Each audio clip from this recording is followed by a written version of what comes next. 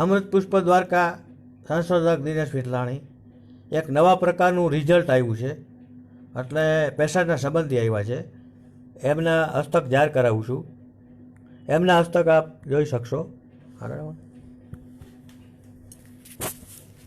હા, આપ ક્યાંથી આવો છો? હું દ્વારકા જ રહું છું. મારા મમ્મી જામનગર રહે છે. શું નામ? મલ્લિકાબેન જોશી. હા હા.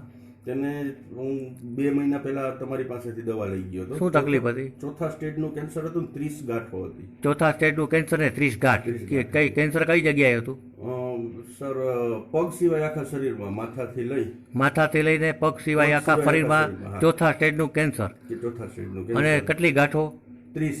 ડોક્ટર શું કહેતા? ડોક્ટરે પેટ સ્કેન કર્યું કે ચેક કરો ને બધી એસસીજી હોસ્પિટલ આપણે અમદાવાદ, હા હા, ત્યાંની ટ્રીટમેન્ટ ચાલતી હતી. જામનગર હોસ્પિટલની ત્યાં શેક દેવરાવતા. હા હા. એ ટ્રીટમેન્ટ ચાલુ હતી, પણ શરૂઆતના ગાળામાં થોડુંક અમને ગંભીર લાગ્યું ને તમારું નામ સાંભળીને પહેલી વાર હું તમારી પાસે દવા લઈ ગયો. અમૃત પુષ્પ પહેલી વાર લઈ ગયો. હા. એટલે પહેલા મહિનામાં રિઝલ્ટ સારું લાગ્યું, શરીરમાં સ્ટ્રેન્થ સારું લાગ્યું. તમે જે કીધું તો કચરો નીકળશે, હા, એ કચરો ધીરે ધીરે નીકળતો હતો. હા. એટલે વિશ્વાસ બેઠો. પછી પાછું હું બીજા મહિને તમારી પાસેથી લઈ ગયો. બરોબર. પછી ત્રીજા મહિને હું લઈ ગયો. 3 વાર લઈ ગયો. પછી અમે પાછું પેટ સ્કેન કરાવ્યું અમદાવાદ, પરમ દિવસ. કઈ જગ્યાએ? એસસીજીમાં. બરોબર. તો ત્યાં ડોક્ટર બધા વિચારમાં પડી ગયા કે આ કેમ પોસિબલ છે. 90% રિઝલ્ટ, 90% ફાયદો શરીરમાં, 10% જ તકલીફ છે. હવે 10% તકલીફ છે. ડોક્ટરે એમ કીધું કે આ કેમ, તો ડોક્ટર છે એટલે તો એનું વાત કરે. કીધું કે સાહેબ અમે આ પણ ભેગું ચાલુ છે, અમૃત પુષ્પ. હા. ઠીક છે, કઈ વાંધો નહીં. પણ હવે પેશન્ટને કઈ વાંધો નથી કે 10% છે. હા. એટલે કે તમારી રીતે હજી ધીરે ધીરે ટ્રીટમેન્ટ જે કરવાની છે ચાલુ રાખો.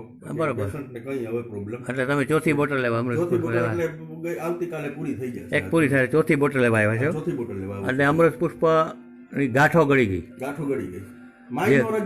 કેટલી ગાંઠો હતી? 30 ગાંઠો. 30 ગાંઠો. લાઈવ વિડીયોથી મોડર્ન મેડિકલ સાયન્સ ને અમૃત પુષ્પ એક ચેલેન્જેબલ ઔષધ સાબિત કરી દીધું છે કે કેન્સર જેવી ભયંકર બીમારીમાં અમૃત પુષ્પ હાઈલી ઇફેક્ટિવ છે. આમાં તો કેસમાં શેક લીધેલા હતા, તેમ છતાં લાગુ પડી ગયું. નહીં તો શેક લીધેલ હોય તો એમાં લાગુ પડતું નથી. આ પણ એક આ દુનિયાનો રેકોર્ડ બ્રેક કેસ છે કે મેડિકલ સાયન્સના શેક લેવા છતાં જે નહોતું થતું હમું, એ અમૃત પુષ્પની 3 બોટલથી 90% વહી ગયું.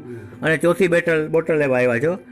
તમારો નંબર બોલો, લોકો તમને પૂછી શકે. 8469 72 11 પેશન્ટના નંબર જોઈએ છે તો આ પેશન્ટના નંબર બોલો. લોકો તમે સ્પોન્સરને ફોન કરી શકાય, કોઈ પણ મેડિકલ સાયન્સ, કોઈ પણ વૈજ્ઞાનિક, હિન્દુસ્તાનથી દુનિયાના માંડીને કોઈ વર્લ્ડના કોઈ પણ વ્યક્તિ પૂછી શકો છો. ડાયરેક્ટ મારા મમ્મીને ફોન કરી શકે છે. કોઈ પણ ડાયરેક્ટ નંબર આપો. 99040 47775. આ નંબર ઉપર આ લાઈવ વિડીયો જોવાવાળા વૈજ્ઞાનિકો, વર્લ્ડના વૈજ્ઞાનિકો જોઈ શકે છે કે ભયંકરમાં ભયંકર કેન્સર આખા શરીરમાં ફેલાયેલું, શેક લીધેલું. 3 બોટલમાં 90% ઓકે થઈ ગયો, ગાંઠો બધી વહી ગઈ. એટલે આ જે લેવા આવ્યા છે એમના વતી એમને અમૃત પુષ્પની બોટલ આપવામાં આવે છે. અને પરેજી બધી છે ખબર તમને? એ પરેજી રાખવાની છે. અને બોટલ ખોલી નાખજો, મધ ભરી નાખજો, પછી એની ઉપર સીલ મારી દેજો. સીલ મારીને સોયમાંથી કાણું પાડી નાખજો અને પરેજી ચાલુ રાખો. 100% પેશન્ટ ઓકે થાય. દ્વારકાધીશના દર્શન કરાવજો. આપણે એમના મોઢે લાવી કેવરાવી દેશું કે અમૃત પુષ્પ નામની એક ચીજ છે, ખરેખર 10 લાખ વર્ષ પહેલાંનું રામાયણના વખતનું અમૃત જ છે. માત્ર ને માત્ર મેં રાવણ વિજ્ઞાનથી એને બદલાવી નાખ્યું છે. આખો પ્રવાહ અને વિજ્ઞાન છે આખું. કપિલ મુનિનું સાયન્સ છે, ઇન્દ્રનું સાયન્સ છે. મેં એ બે સરખા હતા. સામે રાવણ વિરોધી હતો, પણ રાવણ એક વૈજ્ઞાનિક હતો. અને એ વિજ્ઞાન જે રાવણનું હતું ને, એ એના વખતમાં યોદ્ધાઓ જે ઝાડ ઉખાડીને ફેંકી દેતા, એને પણ રાવણ 10 થી 12 ટીપા જ પીવડાવતો ફૂલના. અને રાવણથી એ ફૂલના ટીપા પીને પહેલવાન પઠ્ઠા જેવા માણસો હાજર થઈ જતા. આજે હાડકા દેખાતા હોય ને કેમોથેરાપી, રેડિયેશન, એ કેટલા બધા હાર્ડ પડે. એની સામે અમૃત પુષ્પ જે 10 લાખ વર્ષ જૂનું સાયન્સ એ સાબિત થાય છે કે ભયંકરમાં ભયંકર બીમારી કે જેમાં ડૉક્ટરો અચંબામાં પડી ગયા ને, ડૉક્ટરો વિચારમાં પડી ગયા કે આ અશક્ય છે. અશક્ય વસ્તુને શક્ય કરે છે અમૃત પુષ્પ. આ ભગવાન શ્રી રામની કૃપા, દેવાધિદેવ રાજા ઇન્દ્રની કૃપા, કપિલ મુનિની કૃપા અને રાવણનો આભાર માનીએ તો ઓછો છે. જેટલો રાવણનો આભાર માનવો એટલો ઓછો છે. અર્ક વિજ્ઞાન જબરજસ્ત સાબિત થઈ ગયું છે. આ લાઈવ વિડીયો પહેલો છે કે જેની અંદર આવું ભયંકર કેન્સર ઓકે થયું હોય.